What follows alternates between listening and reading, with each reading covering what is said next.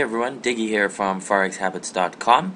Today it is Saturday, it is the 30th of March 2013, and it's the end of the trading month. Next time the markets open, it's going to be a new trading month, so that means that it's a good time to look at the monthly charts and see how the monthly candle has presented itself from the last month and how things are going to be moving forward.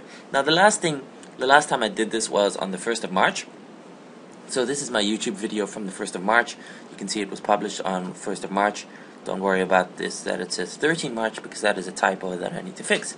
So I just wanted to show you, this was a Euro US dollar at the beginning of March, what I mentioned about the charts and how it was going to look. And so just based on pure technical analysis, I was able to make the conclusion, make the prediction that the month of March was going to be a down month for the Euro US dollar.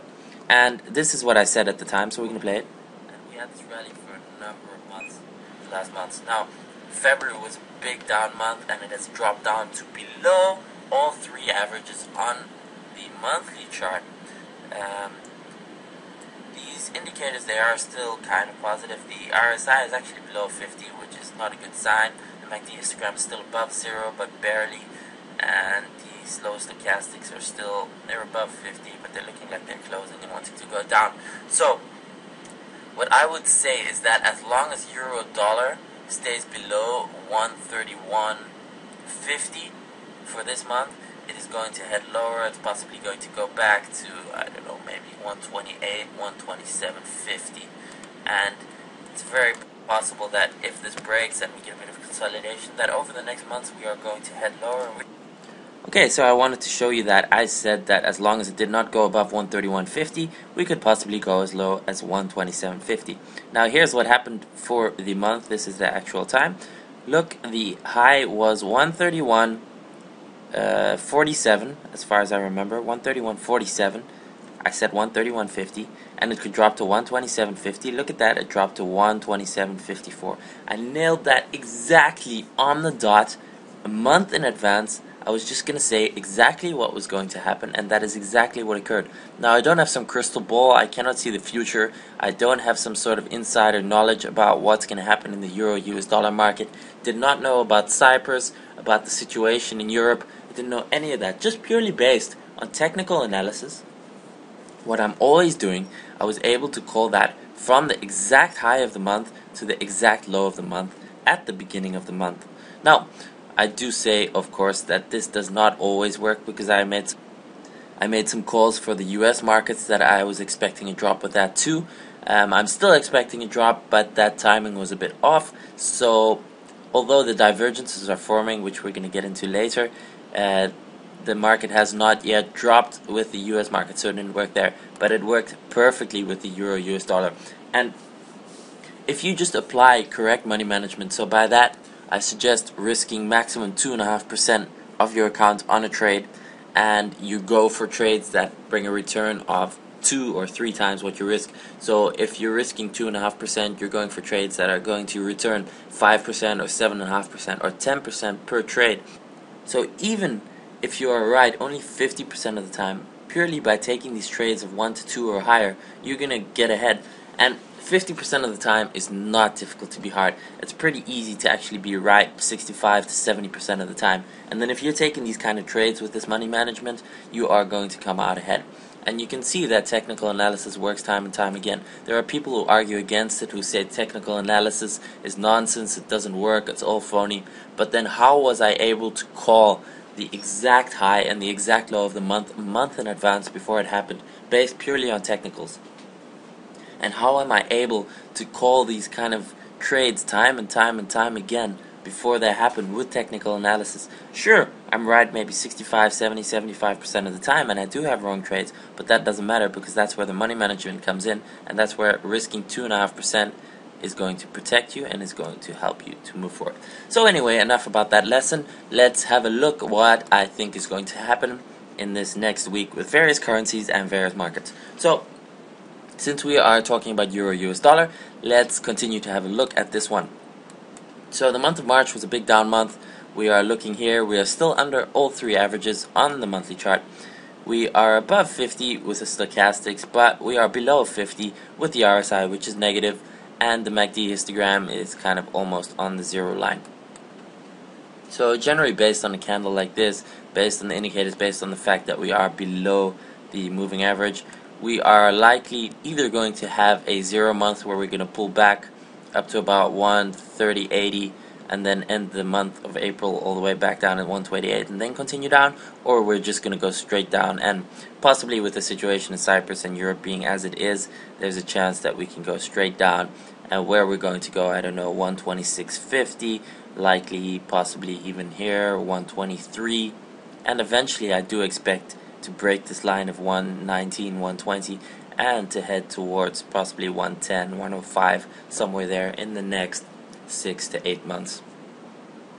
So that is that. I mean, if we look on the weekly chart, you can see the weekly chart as well. That is looking a lot more negative, which affirms my prediction for the monthly chart of going down in the month of April, because we are under the averages. The MACD histogram is negative, the stochastics are negative, and the RSI is negative. So everything is negative. We're under the steep kind of descending trend line that's over here, and we're likely to actually not go up, maximum maybe 129 based on the weekly chart, and then just continue down. So Euro US dollar, we're going to be looking to short in the month of April.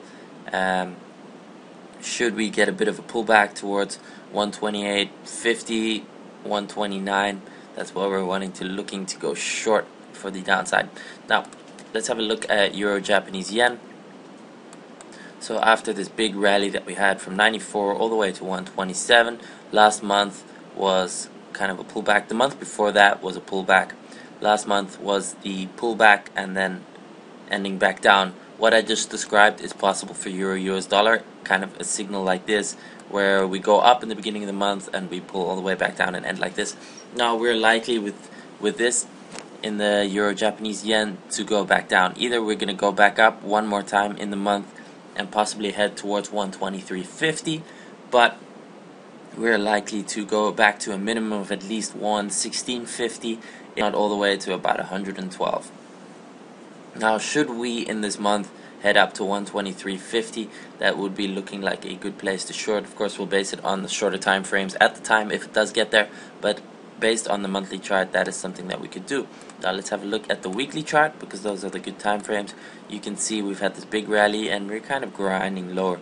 So there's a good chance we're going to go back to at least this 21 EMA on the weekly, 117.50. Now, if that's looking like it's going to be support, then it might be worth a shot buying, but at the same time it could just break through there and go all the way back to 112. Like I said, you can see on the weekly chart we have crossed through the negative on through the zero line into the negative on the MACD histogram. We're pointing downwards on the slow stochastics, not quite under 50 but almost, and the RSI is pulling back to 60. So it's looking like at least there's going to be a pullback kind of to this level, 118, 117.50. If that breaks to the downside, we're probably going to go to 112. So this is looking like we're going to have to watch what happens around this 118 level, 117.50, to see if it is indeed going to pull back up and head towards a new high, or if it's going to break through it and head down. And for the rest, let's have a look at the Nasdaq on the monthly chart. What we have got here is we're still going steady up. We're grinding higher and higher. You can see we had this pullback. When was this? In November last year, 2012. We had a pullback to the 21 EMA. Exactly, it pulled back up, and it's just making very small month after month after month, trying to grind up to this kind of top. The thing is, what I mentioned at the beginning of last month, and what I'm going to mention again, is that we're just getting this huge divergence. I mean, look how we're going up with the price action, and look how we're going down with the RSI, and this is this divergence that's forming, and it's going to be a matter of a couple of months before this is just going to pull back, and it's going to pull back all the way, possibly even to this 100 EMA and monthly, which is around the 2000 level. Now, it's quite possible, if you see this, that we're going to get another 1 or 2 months and we're going to touch the top of this trend line. So maybe we'll head up towards about 29.50, maybe just shy of 3,000. It could happen in 1 month, it could happen in another 2 or 3 months, depending on the situation. But from what is brewing here with this divergence, I think that sometime in the next 6 months we are going to drop down rather largely, and we might get one of these big waterfall declines where it's just going to drop hard. So this is just kind of something to watch out for. If we're looking in the weekly chart, for now it does kind of look like it's just edging higher, and at some point we're going to get a big week and we're going to go higher.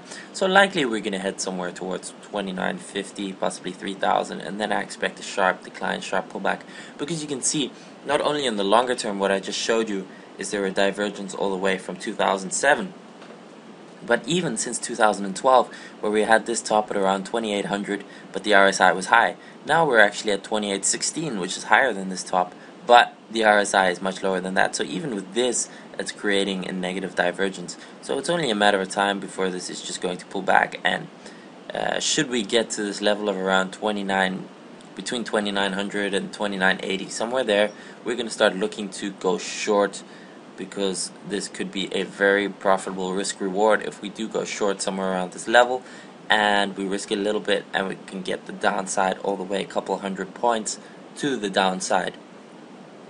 The same is true with the S&P 500. I mean, that's still going up and up and up, but at some point that's also over. They tend to move in tandem, all these markets. You can see how we are slightly higher here already with the price action compared to this top, but at the same time the RSI on the monthly chart is just not there. So we are very, very close to kind of topping out and then getting a pullback, in my opinion. So that was it for this month's analysis. We are looking to wait for the top here in the US markets, whenever that may be. We're going to be looking on a weekly chart. It could happen in this month, it could happen in the next month, or in 2 months from now. Remember, sell in May, go away. That is only a month and a half away, something like that, a month and a half. So in this next time frame, we're going to be looking here to go short. We actually don't want to go long unless there are tight stops being used, because the risk to the downside is bigger than the risk to the upside. So I don't want to be trading the US markets actively in this month. I just want to be looking for a position to go short when there is a topping pattern. With the Euro US dollar, we are looking to go short on a little bit of a pullback, because we are looking for probably a couple hundred pips lower in the next month to 2 months. Euro Japanese yen, we are looking to, if possible, we can go short somewhere between this area of 121.50 and 123.50, depending on the short-term time frame when it does that. Then we're going to be looking at around 117.50. So that's it. Subscribe to forexhabits.com. Subscribe to the YouTube channel. Please leave a comment, because I love your comments. Give it a thumbs up. Share it with your friends. And if you need personal coaching, head over to forexhabits.com/coaching. You can read about my personal coaching, how I'm going to train you, how to do all this technical analysis like I do, and how to make consistent monthly profits and prevent big losses. Cheers.